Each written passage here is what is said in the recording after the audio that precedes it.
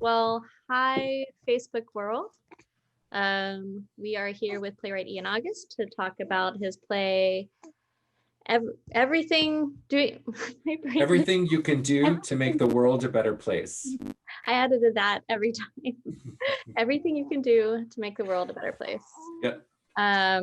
So hopefully you watched it and you can give us some feedback, but we'll start out with you, Ian, and talking about where this play came from, how it was born.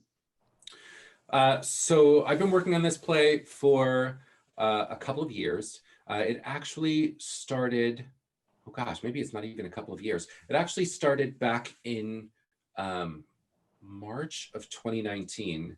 I had been contacted by a company that I'd worked with before at UC Davis in California. They said, we're doing our festival this year, and do you have something you'd like to submit? And so I didn't have anything that I had been working on at the time that I felt was appropriate.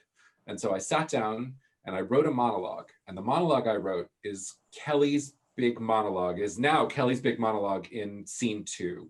The monologue where she talks about her activist girlfriend, Denise, and Denise making the choice to leave her and go be an activist, right, go on a boat. At the time, there was no boat. At the time, oh no, there was a boat, but she was going off and Kelly was following her.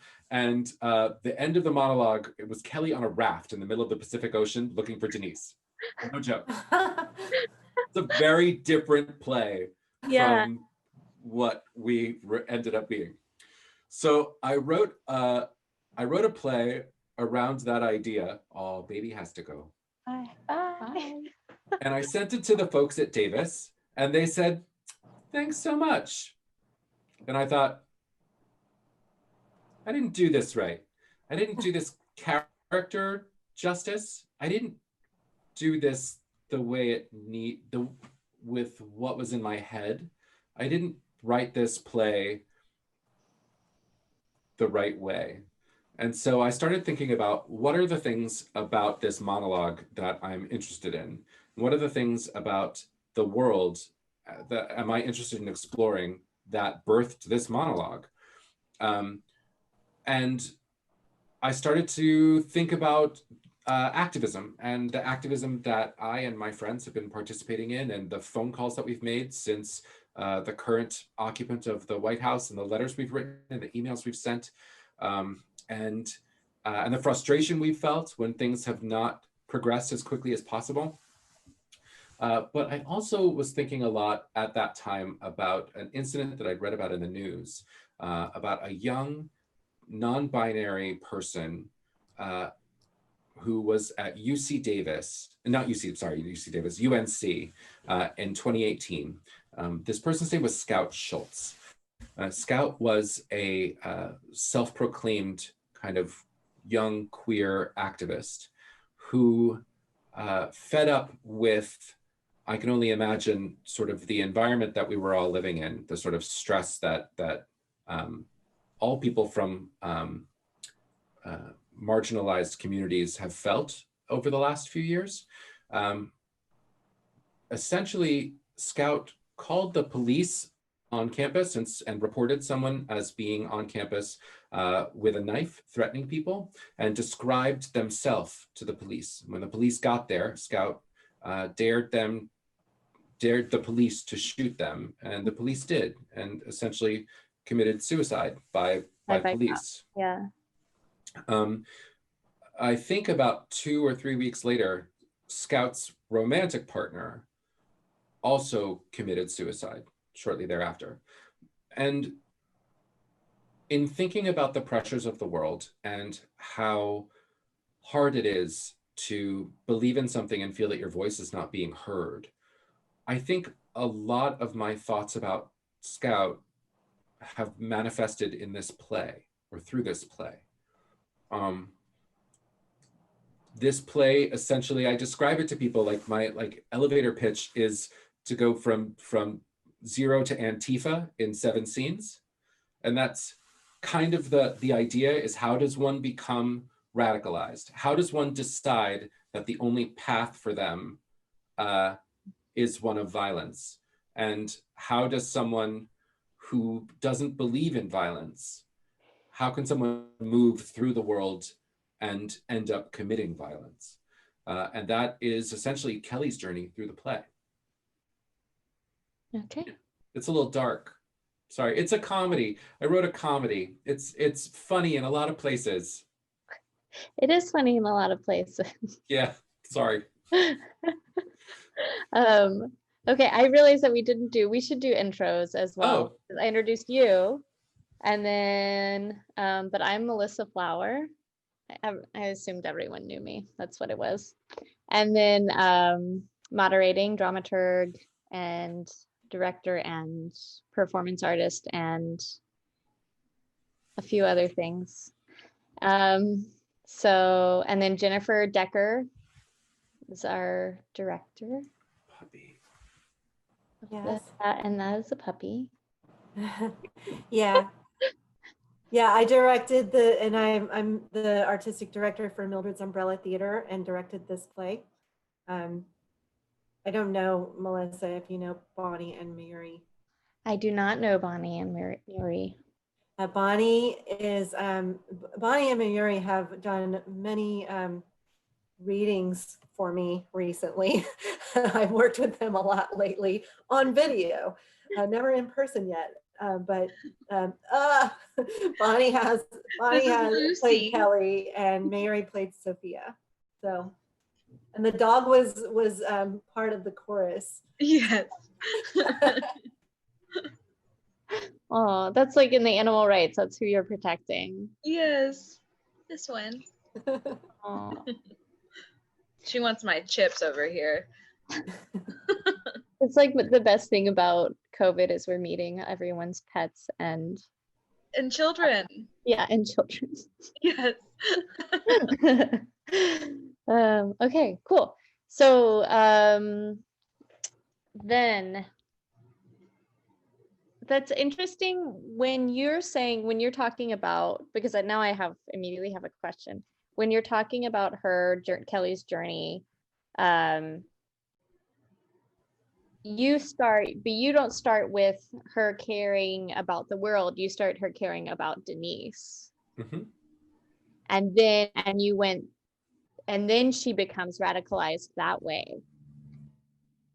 Well, I think we all start from a place of the thing that we care about, right? Most of I'm going to say that a lot of our activistic movement is surrounded around one particular issue, or at least it used to be. I think over the past few years, we've all sort of expanded our horizons to be really passionate advocates for a number of things. And I think that's really wonderful and really powerful. But I think a lot of us, I mean, when they talk in like political circles about like one issue voters, I think a lot of us have something that we like, would sort of march for. And I think that our range of things that we care about has expanded exponentially. But I think that that's not uncommon. So the thing that Kelly cared about was Denise, but it wasn't the only thing she cared about. And Sophia was able to sort of tap into that. Tap into Take advantage of that. Animal. Yeah. Yeah. The animal rights. Okay. By the way, to Bonnie and Mary, they're fantastic. Yeah. And Jennifer, thank you. Yeah, it was a brutal transition. I'm sorry. I'm sorry. That was a brutal transition. No, not you. Her transition into an activist. Oh yeah. It was pretty rough. It's a pretty rough play. Once the jokes stop. An actress to it like a I don't know, I guess a terrorist. I guess a domestic terrorist. Yeah, I'm reluctant to use that terminology. Right. I prefer anarchist, but I think that we have seen over the last couple of months situations in which people have felt that they have had no choice but to resort to certain levels of violence. And I think it's important for us to remember that many of the strides that have been made in this country for equality have been made because of some form of violent resistance or activism. I mean, we talk about the Stonewall riots nostalgically because it's 51 years ago this summer, but they were riots. Like, people were beaten. They, you know, activists tried to set the building on fire. I mean, like, it was not peaceful, despite the fact that we have, you know, role models and gay marriage and queer people in media. It's important to remember that the way that things changed in this country were often the result of violent activism, which I'm sure at the time were described by certain people as terroristic activity. But I have a hard time. Maybe. Yeah, I don't know if that was always our buzzword, but yeah, some word like that. Okay, I want to do a Bogart thing, and Bogart, where we just mention either phrases or images or moments, brief moments that float up in your memory, sort of like the surface of the pond. So what's just like at the surface, because the idea is the way that memory works is just sort of that amalgam where things just kind of pop up. And so what are the things that rise to the surface, the things that we remember? And people who are watching on Facebook Live can type it out and we'll catch it if you're watching. So that is the moment. What floated for you? And this is open to the actors here and director, and I guess me. And Ian, if you want to, other Ian, tech Ian, if you watched the reading and you can think of something and you just say it out loud. So we're just kind of like skimming.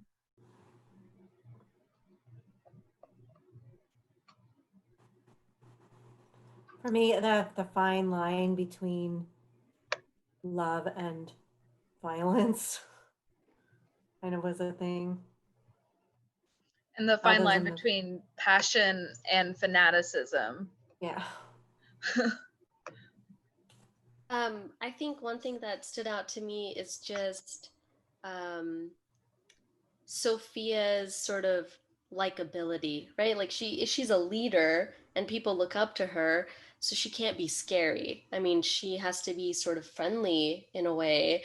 And I think that's really interesting because I think when you first listen to her, you wouldn't think she could be a terrorist in that sense. And she keeps it hidden really well until the very end, I think. The image of the die-in and how it transitioned from like the corpse, and then it like at the end of the scene where it's sort of like the climax, the way you do that climax of changing that image into something a bit more real.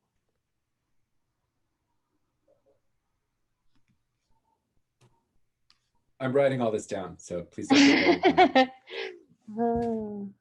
The evolution of the background players is really interesting too, from very friendly, very warm, very welcoming to these almost like sinister, like the shrouded people yelling at the predator in his apartment, and the animal mask wearing people. It's like this interesting arc of just the background players too. Can I talk about I stole that? I totally stole that. I didn't steal it exactly in the way that I'm using it, but this idea that there is action in the forefront, but there are these lingering sort of, I'm going to say spirits. The extra people in the play are not necessarily spirits.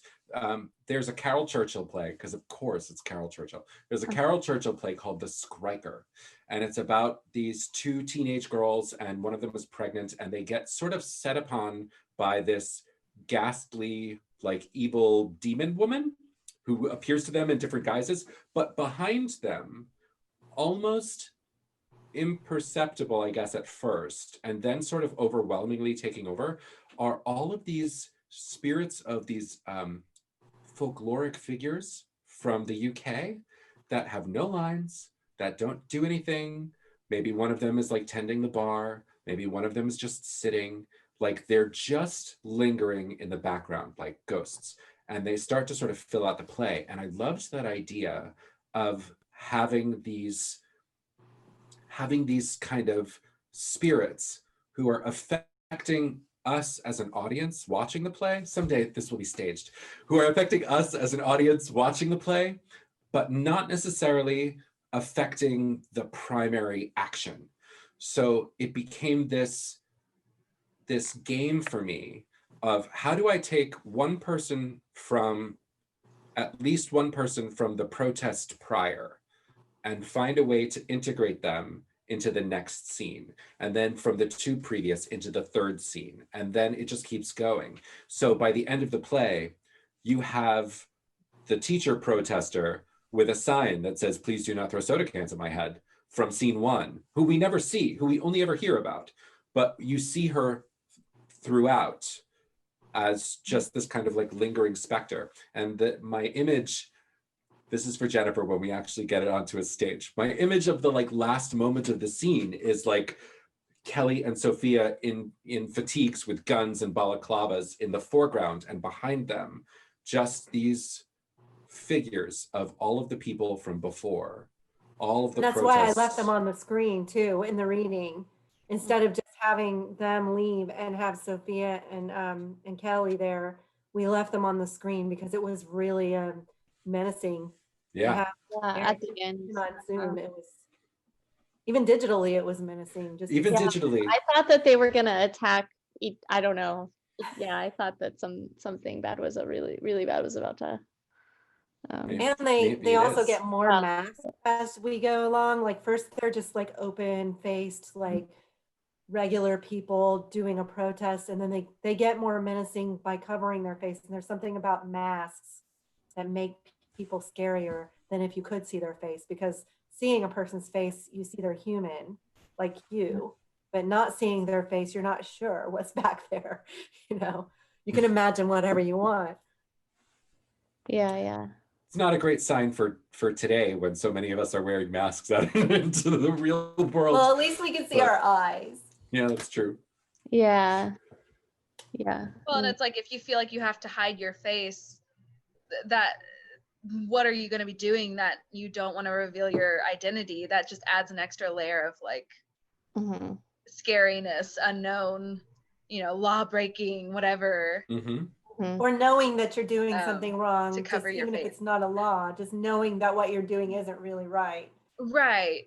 Because if you really believed in what you were doing and you felt like this was the right moral thing, in theory, you would be able to just own that and be like, this is me, I'm doing this. It's like the teachers at the protest versus the people wearing masks and just destroying pet shops and whatever. It's like, I don't know. There's an argument that Batman would give that he would beg to differ, I'm sure. That they really think. It makes me think of there's a book called The Overstory. Have you heard of that book? Mm-mm. So it's a long meditative book, but it has that journey into very extreme activism. And in fact, what's fun is one of the characters is doing a psychological analysis of activists and ends up in a tree at one point and like, about to get killed because they're going to cut down the tree. By the end, he ends up almost sacrificing his life. And I think there's also, I can't remember if he himself dies, but there's, it ends in tragedy. So I don't want to ruin it for you. Yeah, too late. Spoilers, Melissa. Spoilers. All right. It's not a happy. It's a very interesting, because you have no concept that that's where that book is going at the beginning at all. And then that's where it ends up. So and it has every single character comes from a different place into that activism, tree activism, saving the trees. Okay, are there any like lines, since we also have the actor and director here, lines or phrases that you guys that really stuck out to you or were super fun to say? I really love the part about, and I said this to them, I really love the part where it was like such a tragedy for that teacher that there were children out there that would never learn the clarinet. I just thought, I was like,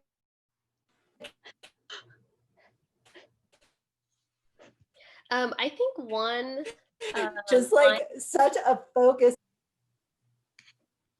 sorry, I thought you were done. I just wanted No, to it like chime in. stalled out. I There's think like a there. delay. I think. Yeah. I was saying one of the lines that I thought about afterwards was when I sort of asked Kelly, you know, what do you hate? It made me start to think like, what does Sophia hate? Like, is she just, she talks about how it was built into her, you know? So it makes me think, is there something like one thing she hates, or does she just incite, you know, others to hate everything? So that was just an interesting thing that she asks Kelly that I think about herself as well. Mhm. And that differentiates her from Denise, who asks, what do you believe in, sweetie? And then it's, what do you hate? Mm-hmm.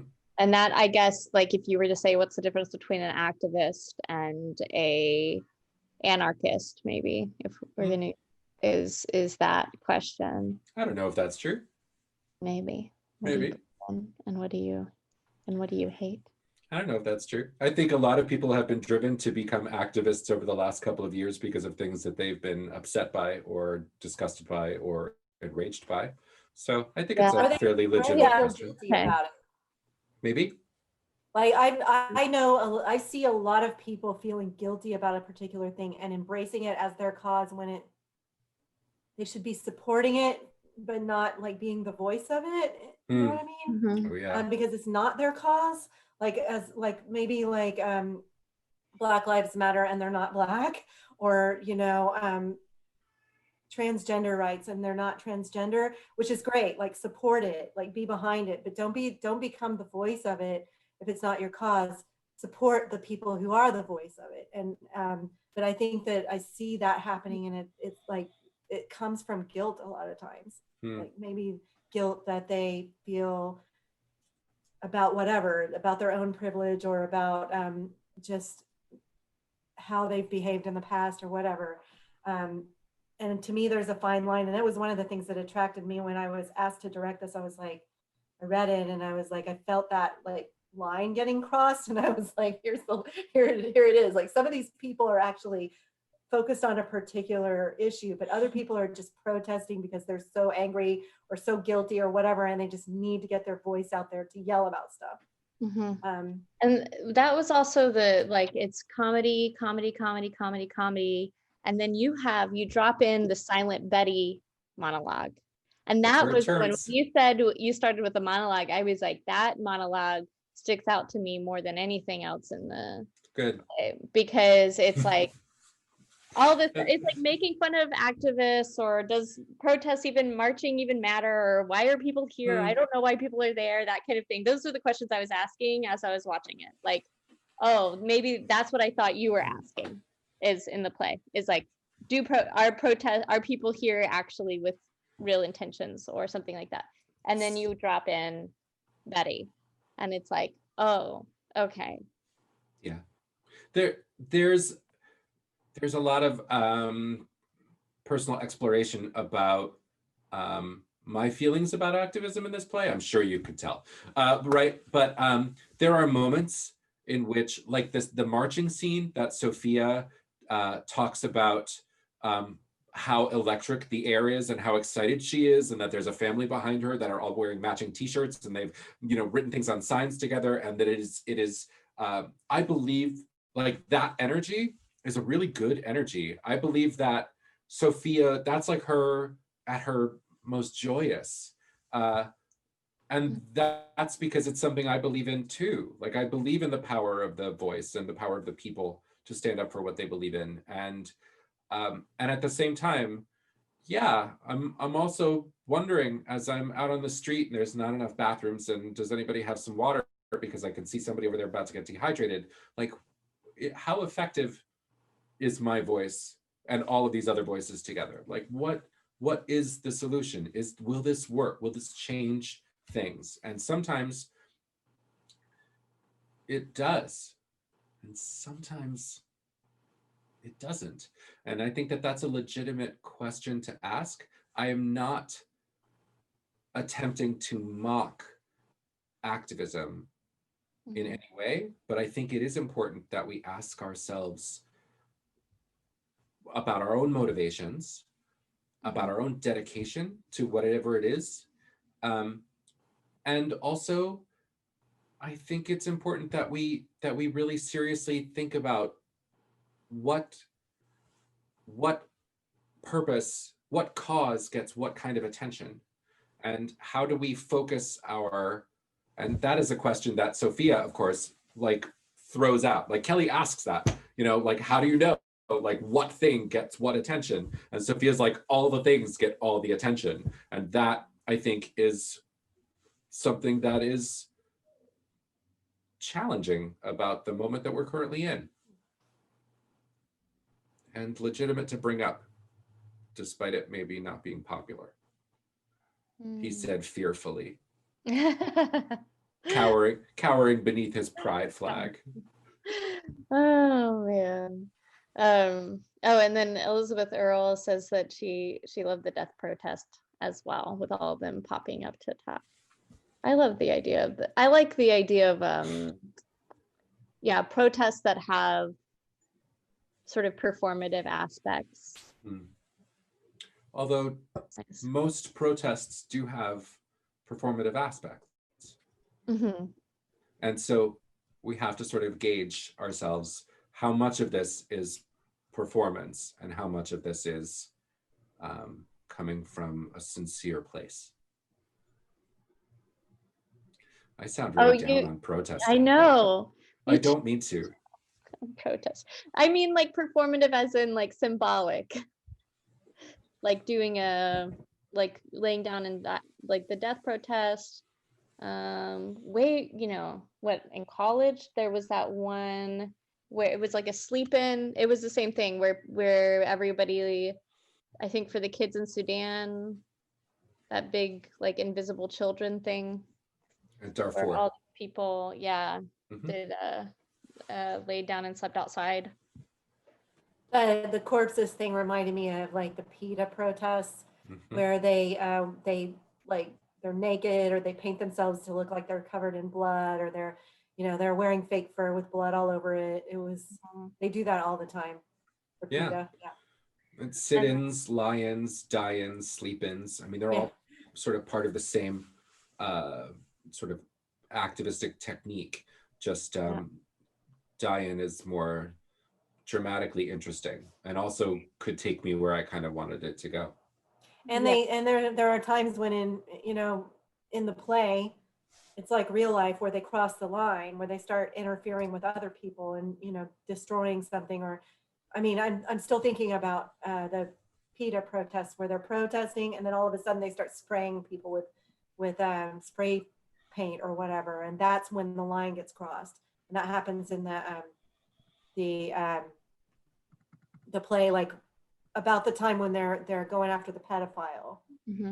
But maybe the line in a good way sometimes, because I was in one where we went to Ted Cruz's office, a big group of us, and there was one person, and then the police came to escort us out nicely, and there was one person that was like, don't let him do this, let's just get arrested, and everyone was like, no. And I'm like, we should have gotten arrested.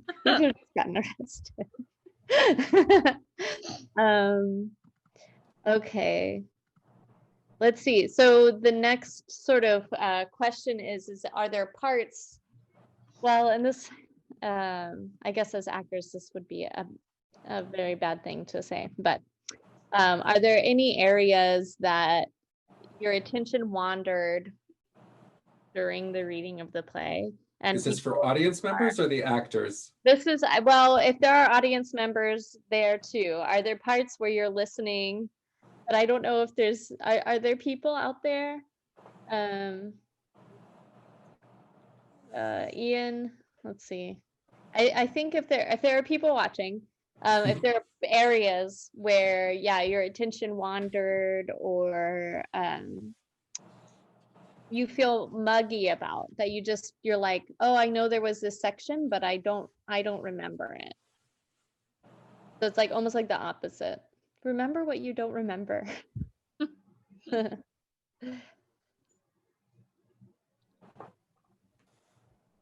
To all of it, but I have to say that a lot of times I do feel bored when I'm directing because plays start getting sluggish, but I didn't this time. I think it moves really well, actually. There wasn't any part of it that bogged down for me, which with my attention span gets really ADD when I start getting slightly, especially after reading it a million times with actors or whatever, I start kind of zoning out, and I didn't. So that was one of the other things that I really liked about it, because I feel like it moves pretty well the whole time.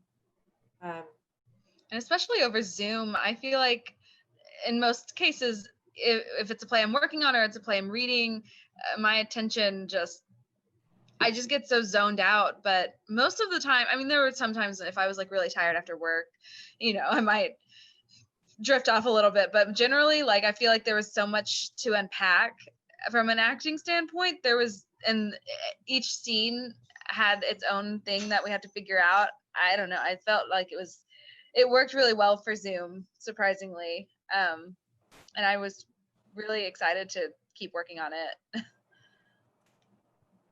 Maybe someday. Yes. Yeah, someday. Yeah.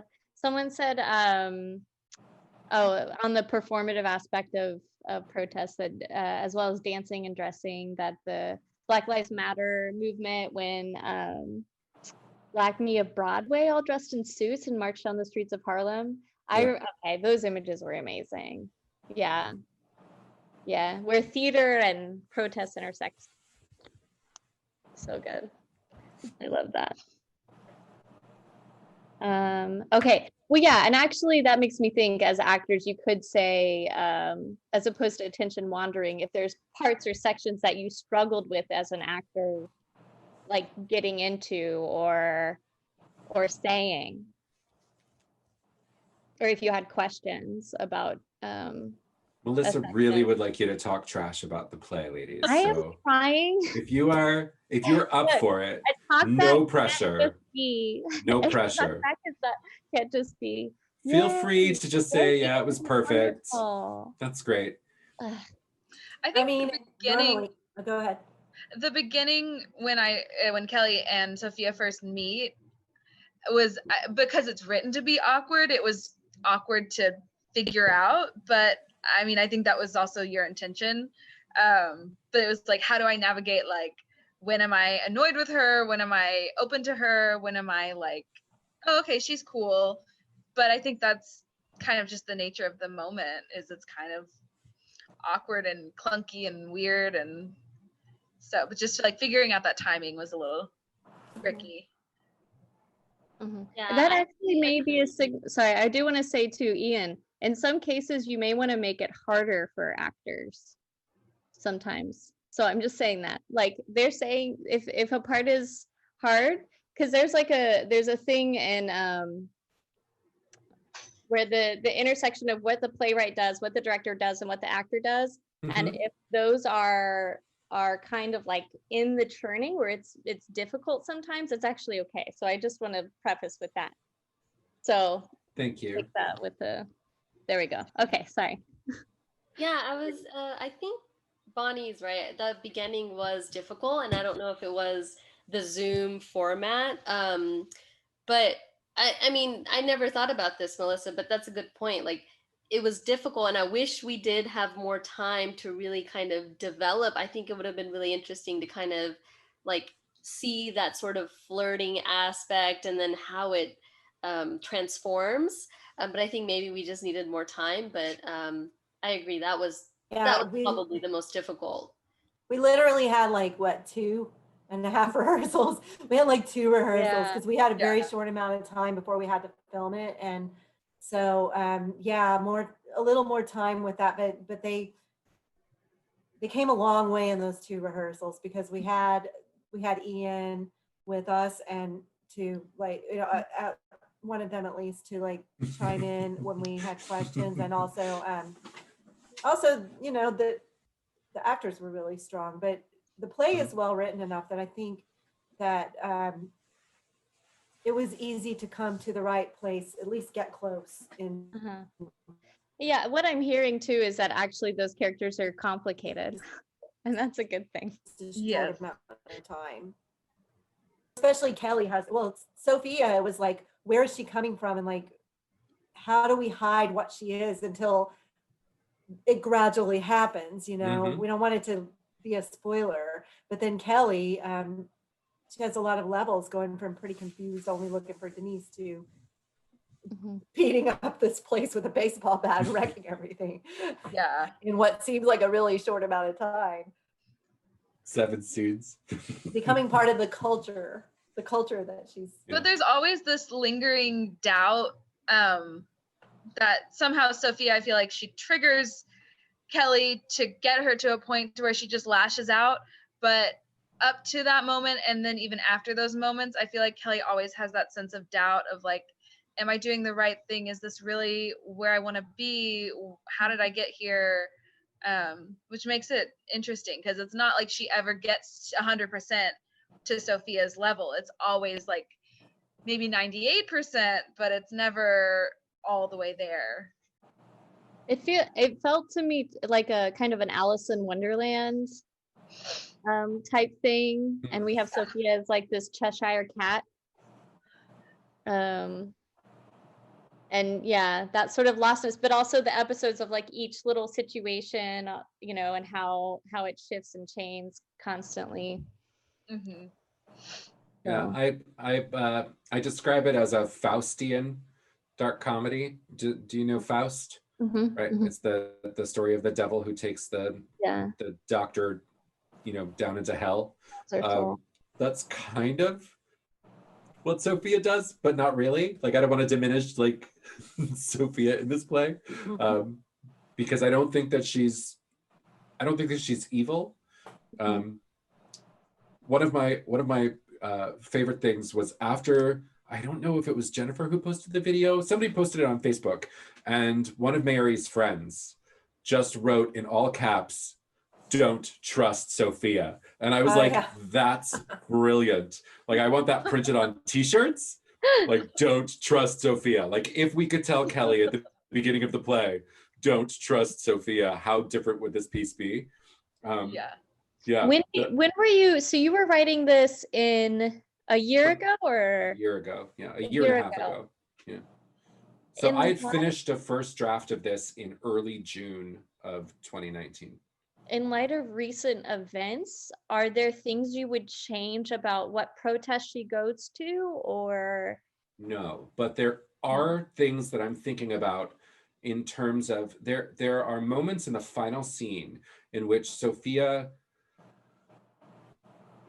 kind of puts all her cards out on the table in that last big monologue where where Kelly pisses her off by talking about Denise, and Sophia reacts really strongly and blasts Denise and blasts Kelly simultaneously.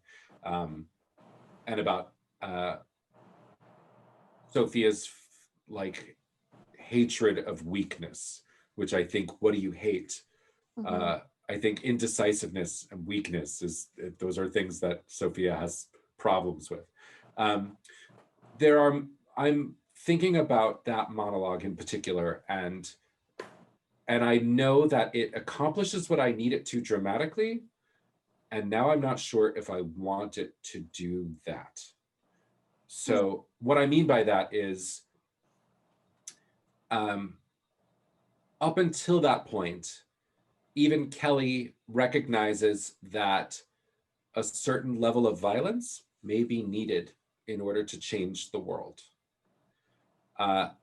And I think that monologue from Sophia is so dark, it's so anti-Denise, that it actually obscures a message that I think I've learned over the last year, which is what I expressed earlier, and that sometimes violence is a device that can be used to affect actual change.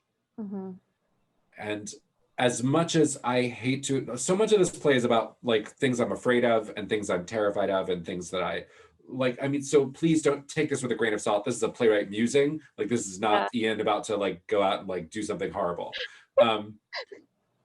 Although if I do go out and do something horrible, you guys have this video, please delete it from your files. Please get rid of We it. will erase it.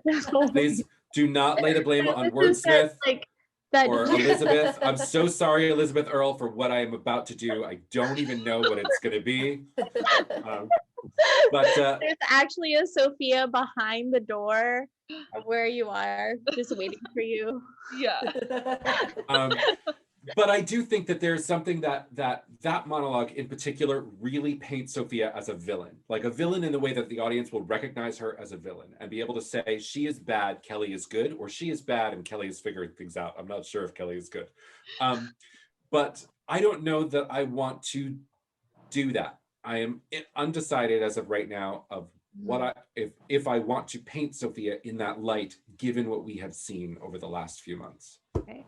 Like with that John Lewis, the good trouble, I think that quote, and then RBG has a good quote about the law that I can't think of right now because my brain is mush. We so want to conflate morality with the law. And it is important for us to make a distinction there that some laws are not moral. They were not designed to be moral. And yet we as a culture tend to think of the two as the same thing. If you break the laws, you've done something wrong. And I think that we've seen through the last 100 years of our country's history, examples in which laws have been broken and then posthumously declared unjust. And it is up to us to kind of find out what those are for today. And it's possible that Sophia is just attempting to expose and change the laws that she feels are unjust. Regardless of good and bad. Sorry. I thought of something that I wasn't clear on, and it could have just been that I didn't have enough time with it. But the like, why does Sophia target Kelly? And she seems to get really, in that monologue that you're talking about, I didn't really see her turning into a villain so much as getting triggered by whatever this whole, like maybe jealousy about Denise.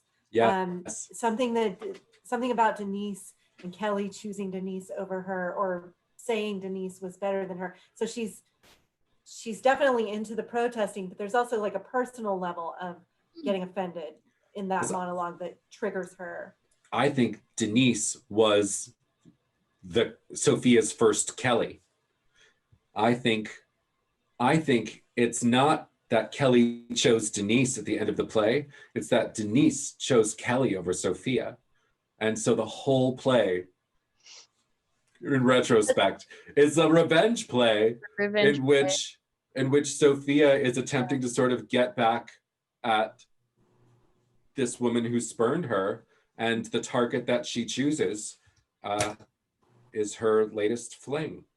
Well, that actually helps. So with whenever you do like a very political play, and this has a lot of like political speeches and tons of politics, it's just like, it's all politics, but it's, it's a relationship play. And so, and that's like I think, I don't know, I've heard some sort of dramaturgical joke about that. Like, the way to make a political play is to make a relationship play, and people will pay attention.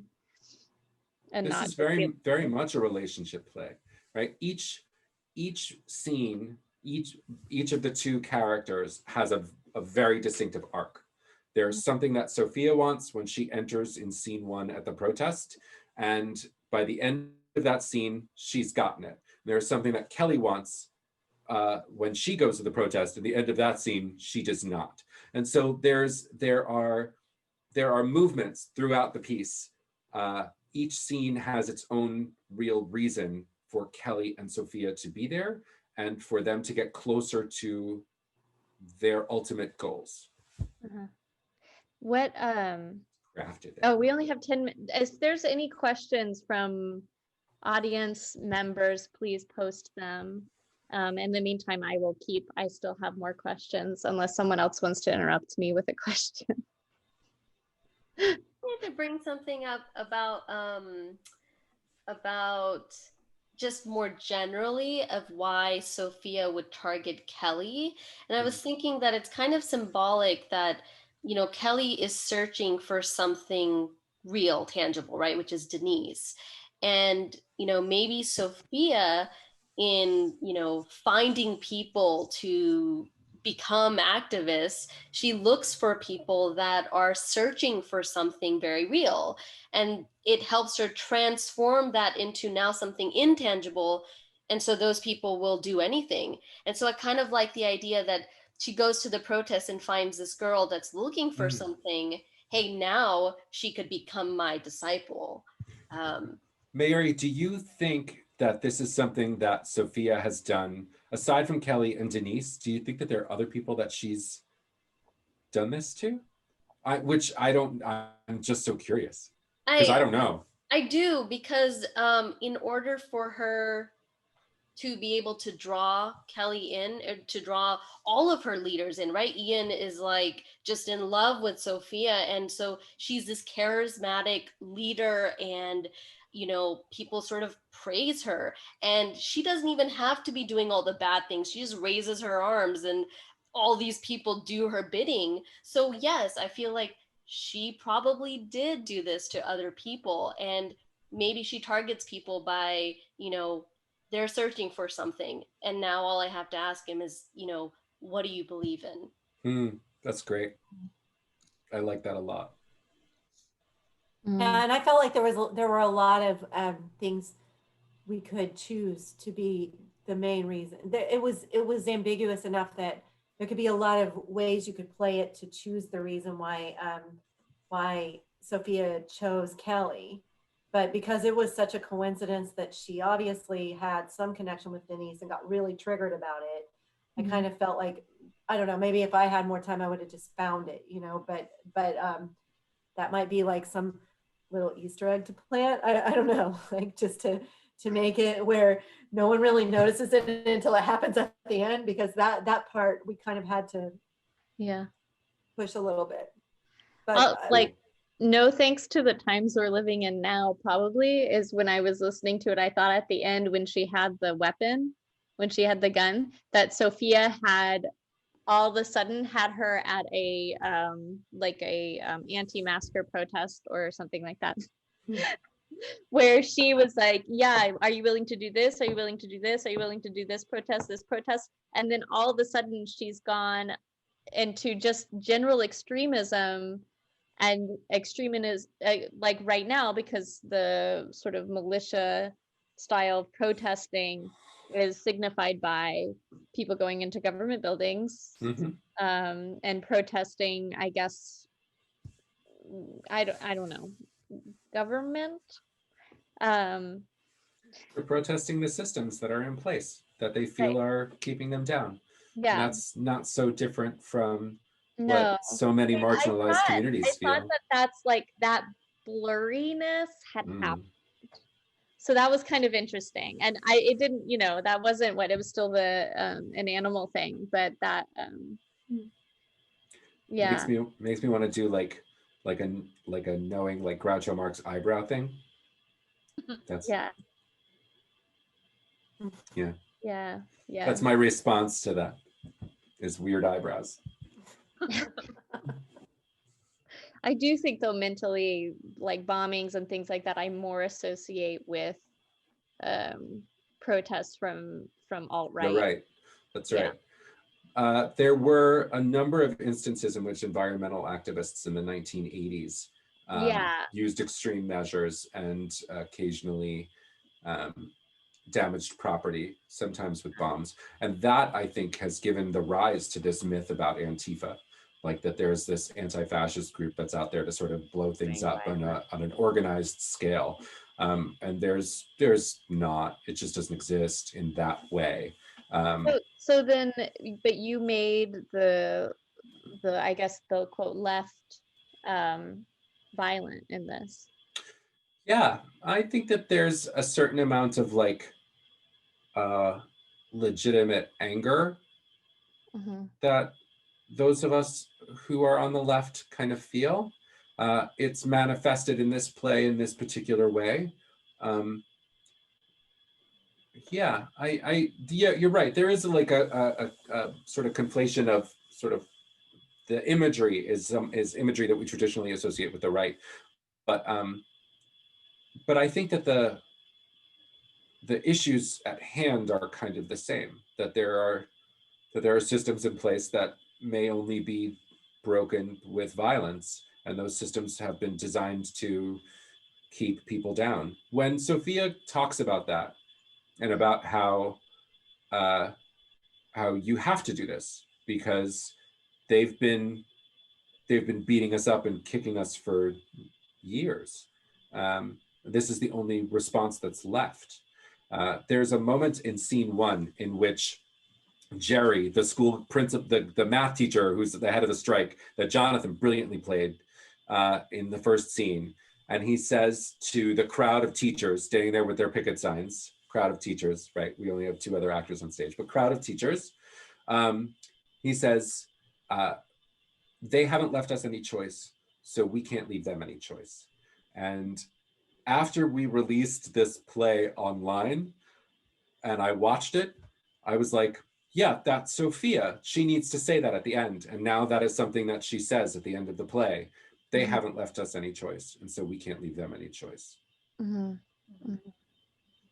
It's much better. It's much better now. I'm sorry, guys. If we do this again, you'll be able to. Mayor, you're gonna rock that line.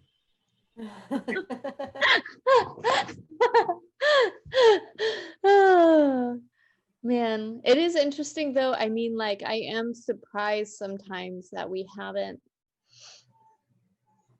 Yeah, I mean, we're gonna find out in November how things shift and change and what the world looks like coming up. Yeah. You know. Yeah, but yeah, I'll be out there if we need to do something. Yeah, I mean, we have to delete this video for me too.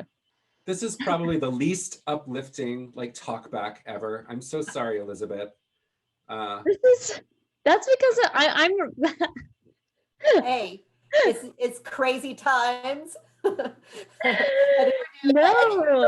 it's crazy. I'm also like, you brought up some very like challenging things, and that's a good thing. And I'm also writing your ass about it, so because yeah, that's what a talkback is for. That's what ass writing. No. I also want to say what I said to Ian about a lot of, so my company, that Mildred's Umbrella, we do plays mostly by women because, well, and they don't have to be, but they have to at least have like female protagonists or female ensembles or whatever. And I get a lot of plays by men who don't really write female characters outside of stereotype. And it's, because their canon is mostly male characters. The characters that we see growing up and reading are usually men. So what do they see, But these characters were great. They were humans. They weren't stereotypes. They're well-rounded, and I really appreciated that when I read it. So thank you for that. Thank you. Yeah. Yeah, that's true. I was actually wondering if like you were, I wasn't sure reading it, if like I was like, was this written by a woman? Was this written by a woman? I write a lot of plays from the perspective of women. I don't hold on. What does the chat say? To the depressing topic comment, Elizabeth Earl says, I've been smiling. Okay, good. So it's not that depressing. I really love writing from the perspective of women. I feel like you're right. Most of my growing up, stories were dominated by male protagonists, and I don't really understand why, when more than half the population identify as female. So it's kind of a no-brainer for me to to write female characters.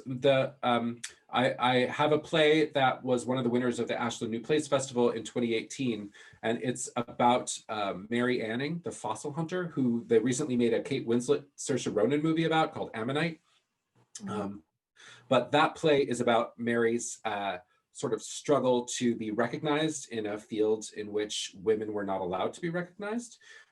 It was the early 1800s, and she was discovering like full dinosaur skeletons that had never been seen before. I mean, she was an amazing, amazing person.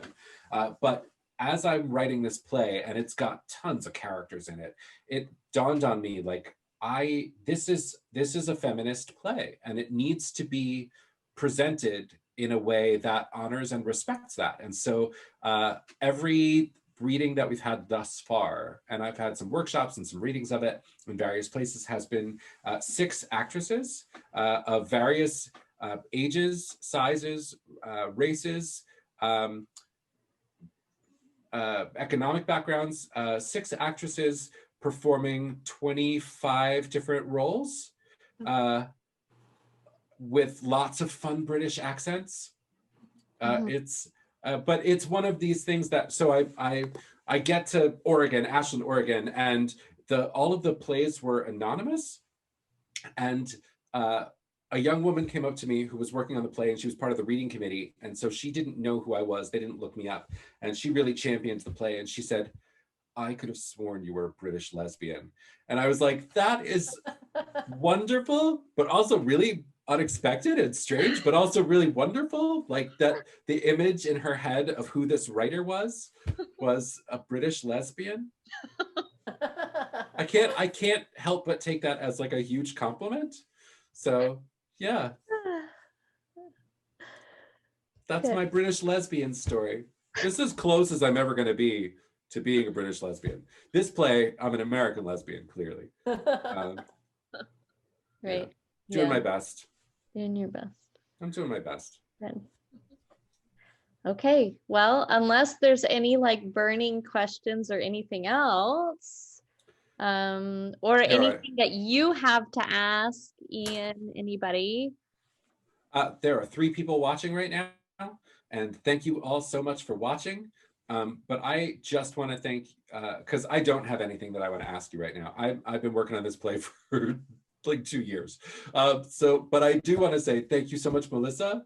And thank you to Jennifer and Mary and Bonnie. I'm so grateful for your willingness to kind of dive into this weird freaking play and just like pull it apart and then put it back together, even in the short time that we had. And we had so much fun.